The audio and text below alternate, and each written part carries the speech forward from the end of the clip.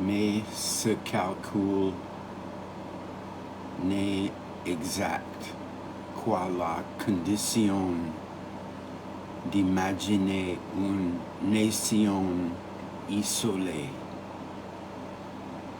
Or, la plupart des États entretenant les uns avec les autres un commerce où les seuls moyens de paiement sont le troc. Le métal estimé d'après son poids et non pas les espèces avec leur valeur nominale. Et éventuellement les effets bancaires. Dans ce cas, on peut calculer aussi la quantité relative de monnaie qu'il est souhaitable de mettre en circulation.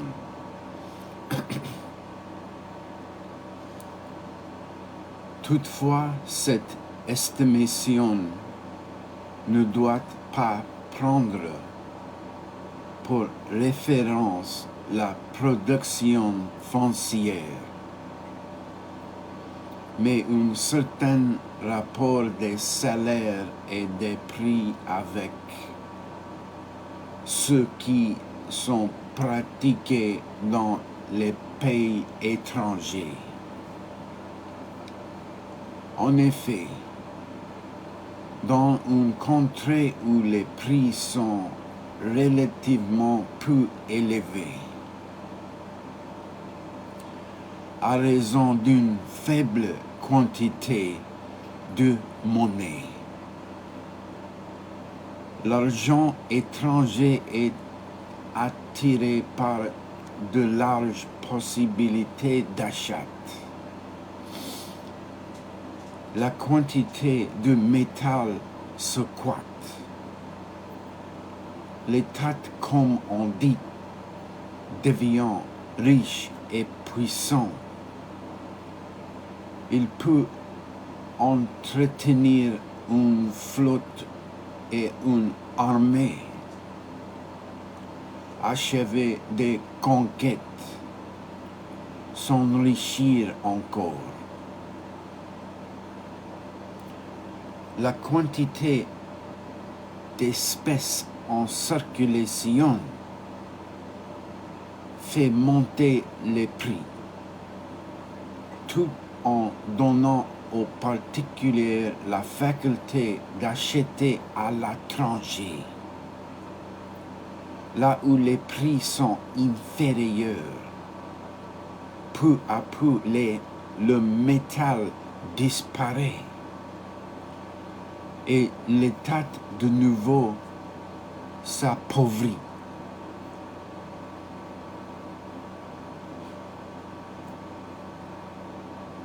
Tel est le cycle que décrit Cantillon et qu'il formule un principe général. La trop grande abondance d'argent qui fait, tandis qu'elle dure la puissance des États, les rejette insensiblement et naturellement dans l'indigence. Il ne serait sans doute pas possible d'éviter ces oscillations.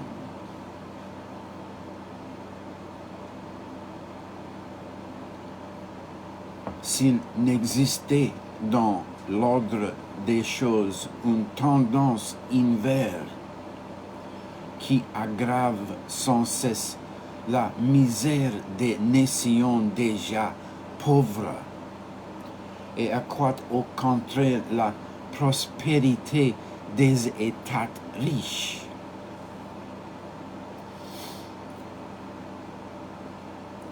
C'est que les mouvements de la population se dirigeant dans un sens opposé au numéraire.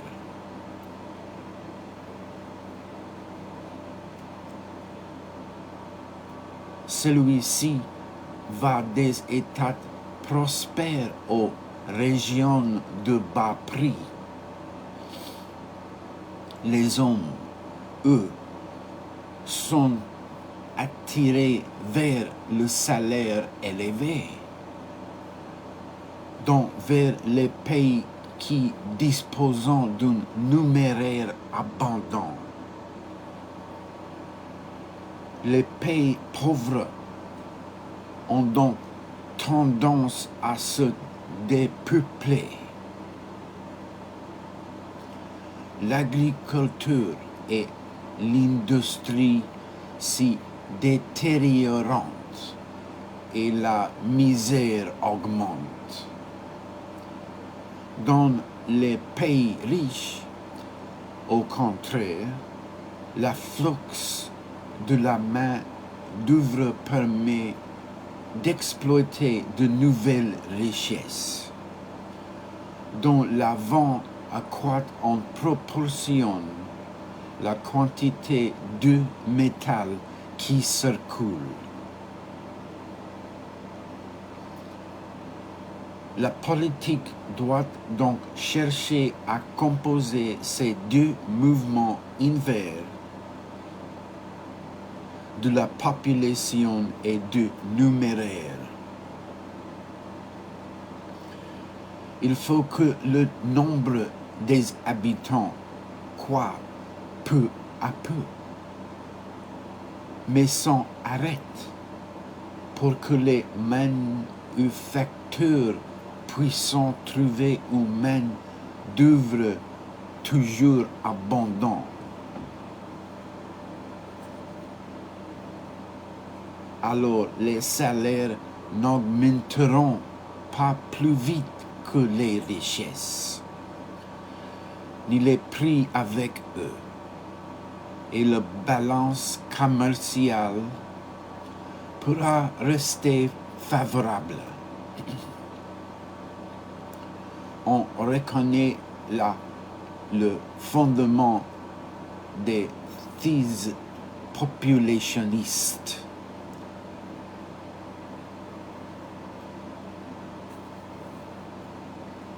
Mais d'autre part, il faut aussi que la quantité de numéraire soit toujours en légère augmentation,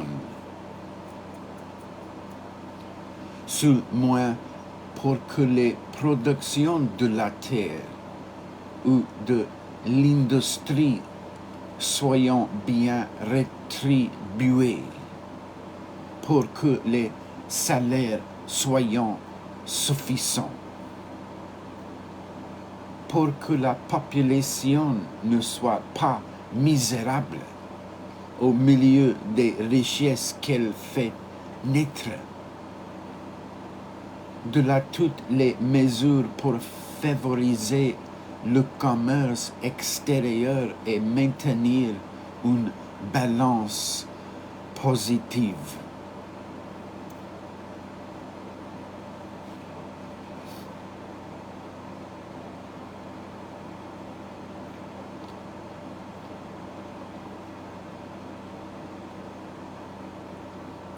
Ce qui assure l'équilibre et empêche les profondes oscillations entre la richesse et la pauvreté. Ce n'est donc pas un certain statut définitivement acquis, mais une composition à la fois naturelle et concertée de deux mouvements. Il y a prospérité dans un État, non pas quand les espèces y sont nombreuses ou les prix élevés. Mais quand les espèces en sont à ce stade d'augmentation, qu'il faut pouvoir prolonger indéfiniment,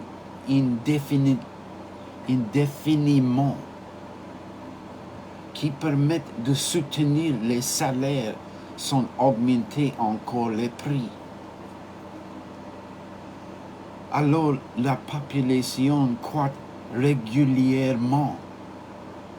Son travail produit toujours davantage et l'augmentation consécutive des espèces se répartissant. Selon la loi de représentativité,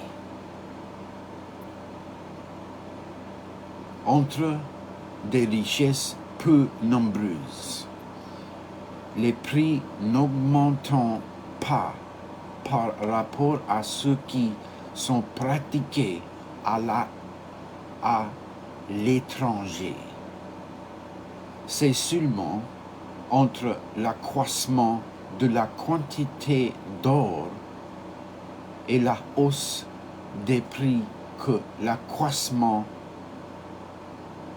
de la quantité d'or et d'argent est favorable à l'industrie. Une nation dont le numéraire est en voie de diminution est, au moment où on fait la comparaison, plus faible et plus misérable qu'une autre qui n'en possède pas davantage. Mais dont le numéraire est en voie d'accroissement. C'est ainsi que s'explique le désastre espagnol.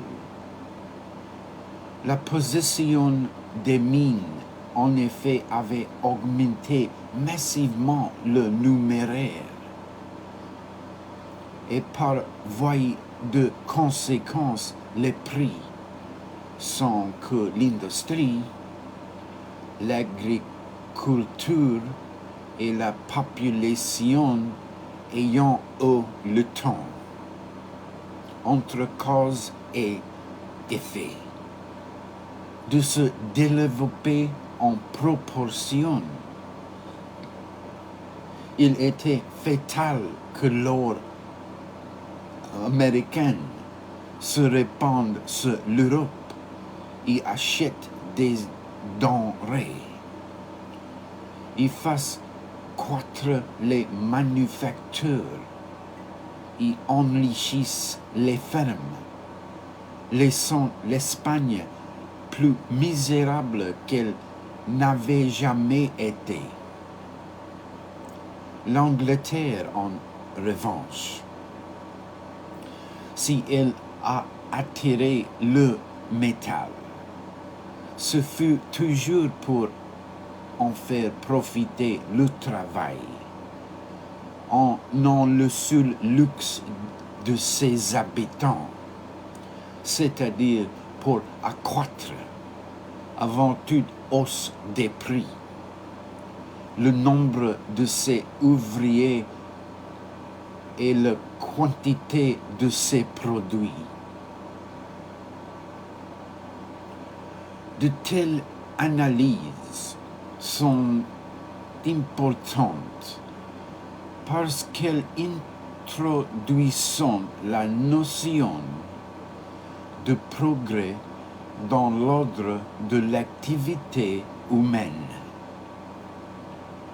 mais plus encore parce qu'elles affectent le jeu des signes et des représentations d'un indice temporel qui définit pour le progrès la condition de sa possibilité.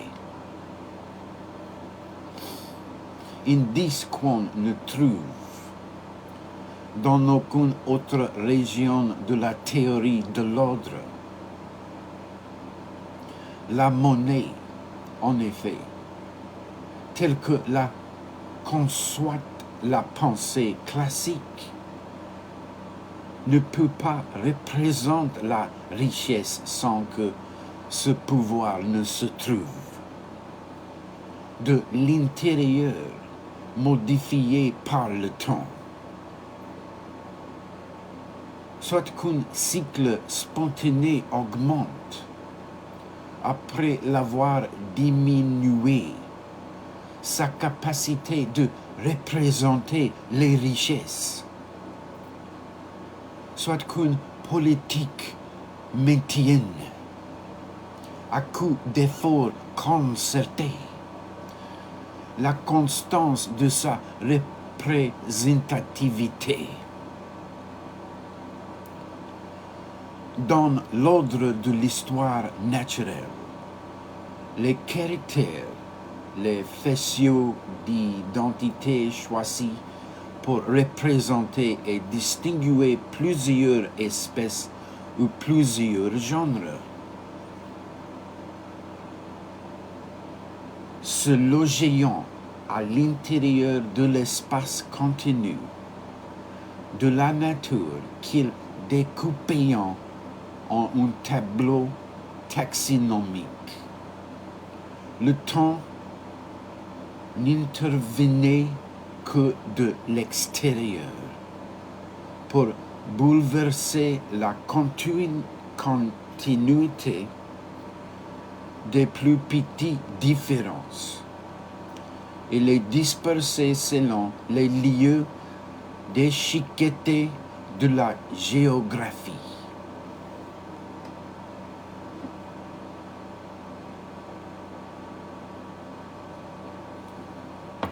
Ici, au contraire, le temps appartient à la loi intérieure des représentations.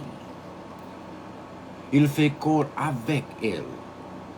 Il suit et altère sans interruption le pouvoir que détiennent les richesses de se représenter elles-mêmes et de s'analyser dans un système monétaire.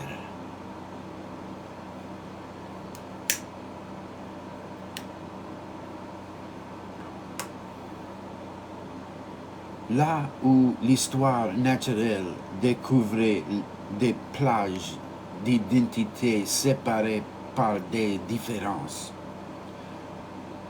l'analyse des richesses découvre des différentiels, des tendances à l'accroissement et à la diminution.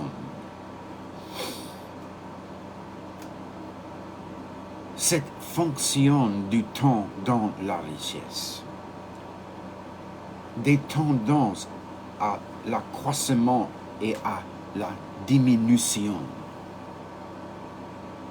Cette fonction du temps dans la richesse, il était nécessaire qu'elle apparaisse dès le moment.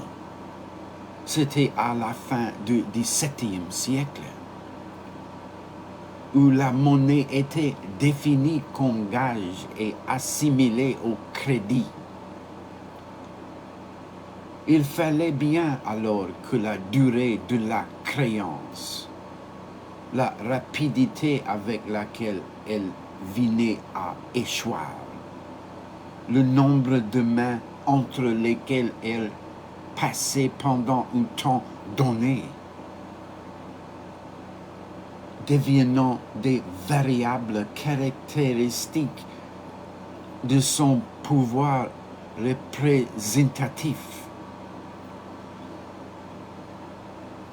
Mais tout cela n'était que la conséquence d'une forme de réflexion qui plaçait le signe monétaire par rapport à la richesse dans une posture de représentation au sens plein du terme.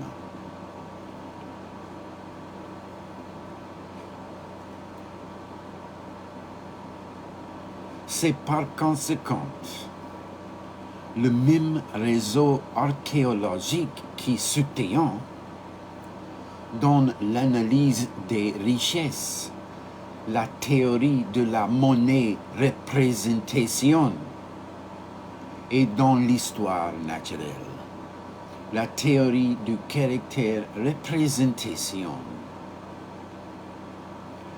Le caractère désigne les êtres tout en les situant dans leur voisinage. Les prix monétaires désignent les richesses, mais dans le mouvement de leur croissance ou de leur diminution.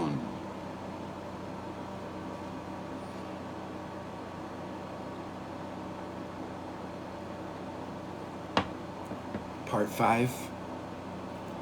La formation de la valeur.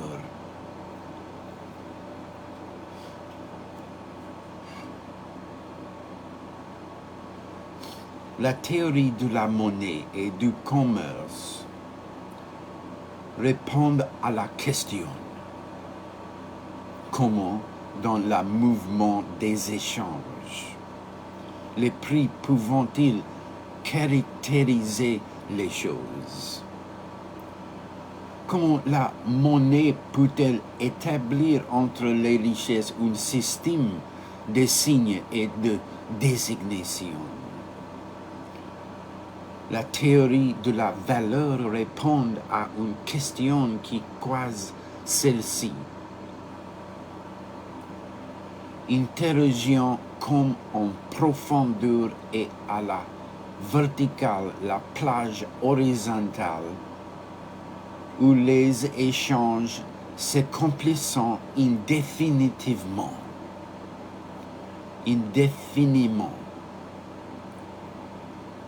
Pourquoi y a-t-il des choses que les hommes cherchent à échanger?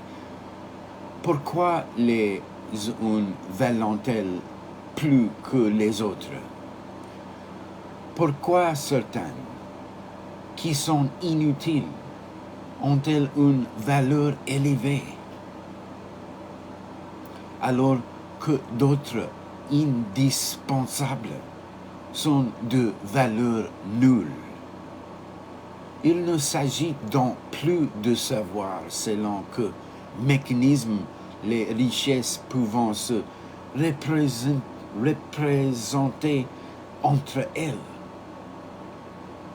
Et par cette richesse universellement représentative qu'est le métal précieux.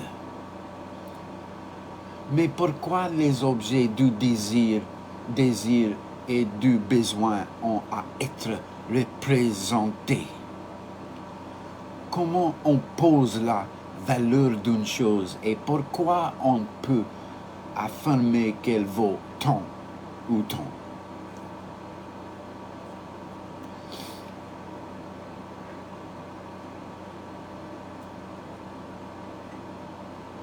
Valoir, pour la pensée classique, c'est d'abord valoir quelque chose, être substituable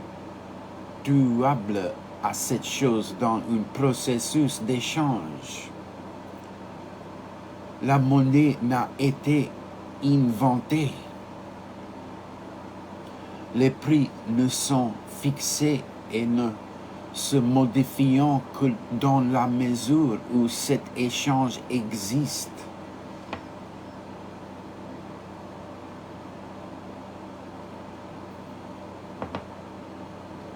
Or, l'échange n'est un phénomène simple qu'en apparence.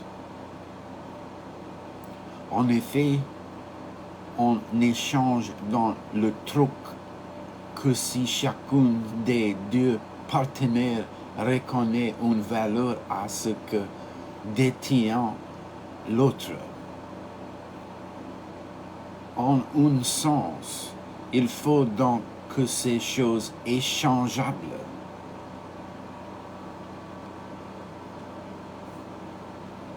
avec leurs valeurs propres, existant à l'avance entre les mains de chacun pour que la double cession et la double acquisition se produisent enfin. Mais d'un autre côté, ce que chacun mange et boit, ce dont il a besoin pour vivre, n'a pas de valeur tant qu'il ne le cède pas. Et ce dont il n'a pas besoin est également dépourvu de valeur tant qu'il ne s'en sert pas pour acquérir quelque chose dont il aurait besoin. Autrement dit, pour qu'une chose puisse en représenter une autre dans un échange, il faut qu'elle existe déjà chargée de valeur.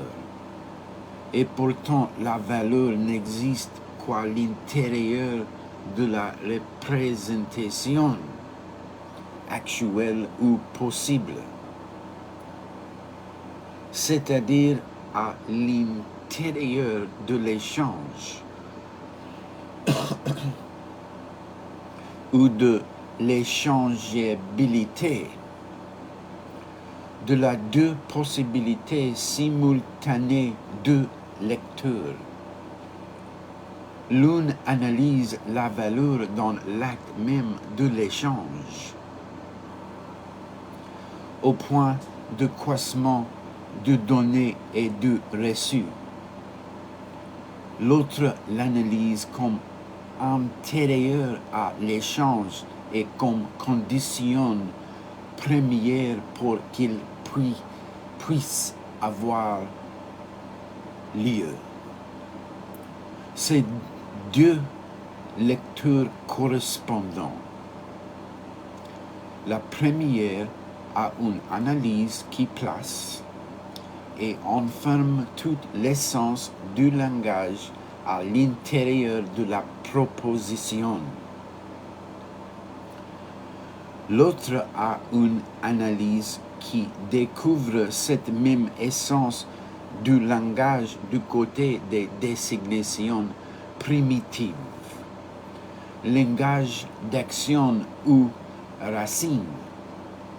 Dans le premier cas, en effet, le langage trouve son lieu de possibilité dans une attribution assurée par le verbe,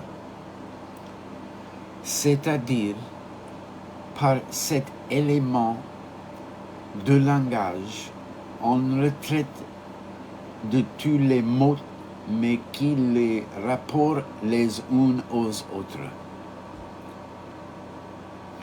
Le verbe rendant possible tous les mots du langage à partir de leur lien propositionnel correspondent à l'échange qui fonde, comme un acte plus primitif que les autres. La valeur des choses échangées est le prix contre lequel on les cède. Dans l'autre forme d'analyse, le langage est enraciné hors de lui-même et comme dans la nature ou les analogies des choses. La racine, le premier cri qui donnait naissance aux mots avant même que le langage soit né correspond à la formation immédiate de la valeur avant l'échange et les mesures réciproques du besoin.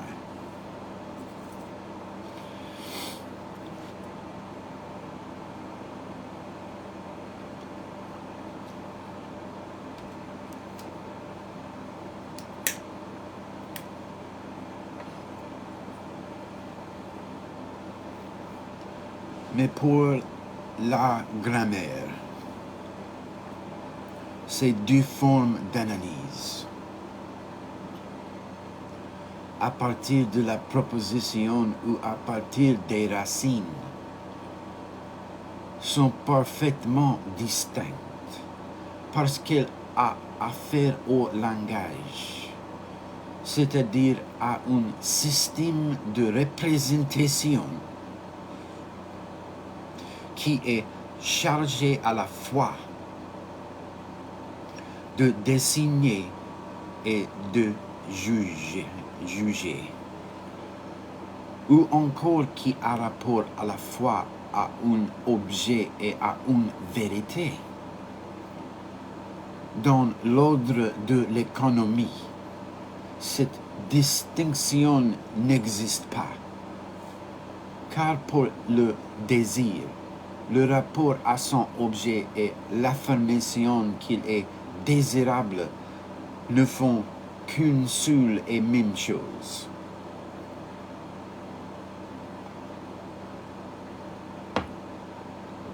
Le désigné, c'est déjà poser le lien. De sorte que là où la grammaire disposait de deux segments théoriques séparés et ajustés l'une à l'autre, formant d'abord une analyse de la proposition ou du jugement, puis une analyse de la désignation, du geste ou de la racine. L'économie ne connaît qu'un seul segment théorique, mais qui est susceptible simultanément de deux lectures faites en sens inverse.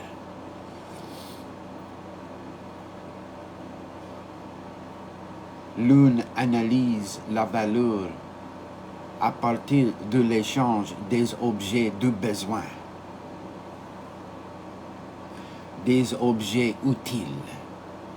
L'autre à partir de la formation et de la naissance des objets dont l'échange définira ensuite la valeur. À partir de la prolixité de la nature,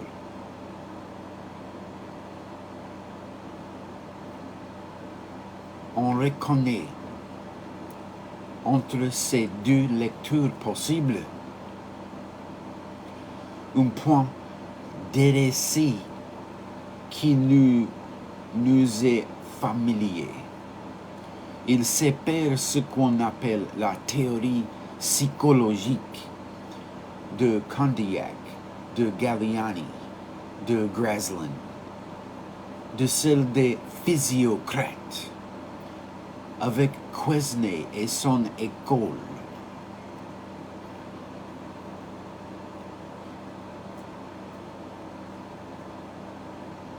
La physiocratie n'a sans doute pas l'importance que lui ont attribué les économistes dans la première partie du XIXe siècle, quand ils cherchaient en l'acte de fondation de l'économie politique.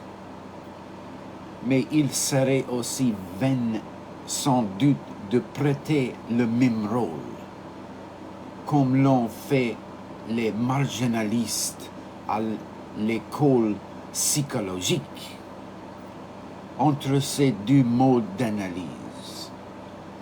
Il n'y a d'autre différence que le point d'origine et la direction choisie pour parcourir un réseau de nécessités qui demeure identique.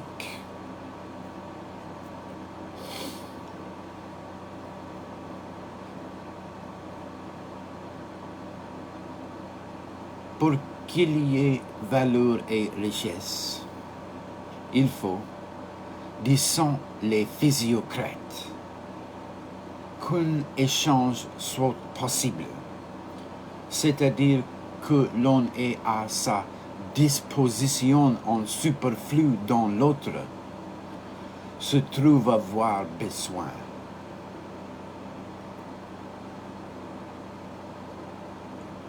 Le fruit dont j'ai faim, que je cueille et que je mange, c'est un bien que m'offre la nature. Il n'y aura richesse que si les fruits sur mon arbre sont assez nombreux pour excéder mon appétit. Encore, faut-il qu'une autre femme me les demande. L'air que nous respirons, dit cuisiner, l'eau que nous puissons à la rivière et tous les autres biens ou richesses surabondants et communs à tous les hommes ne sont pas commerçables. Ce sont des biens, non des richesses. Avant l'échange, il n'y a que cette réalité, rare ou abondante, que fournit la nature. Seule la demande de l'une et la rénonciation de l'autre sont capables de faire apparaître des valeurs.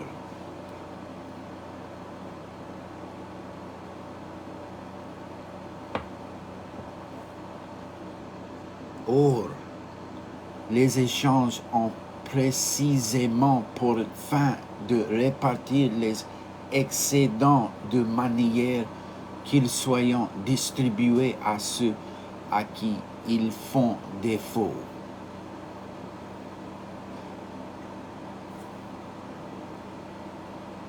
Ils ne sont donc richesses qu'à titre provisoire,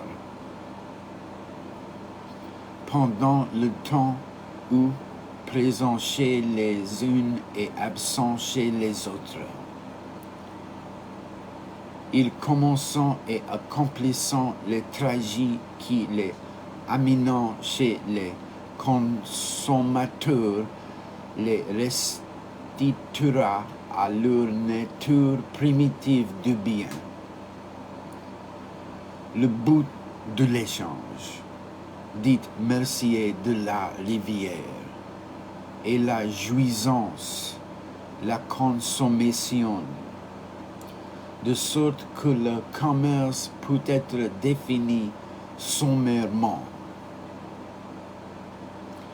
L'échange des choses usuelles pour parvenir à leur distribution entre les mains de leurs consommateurs.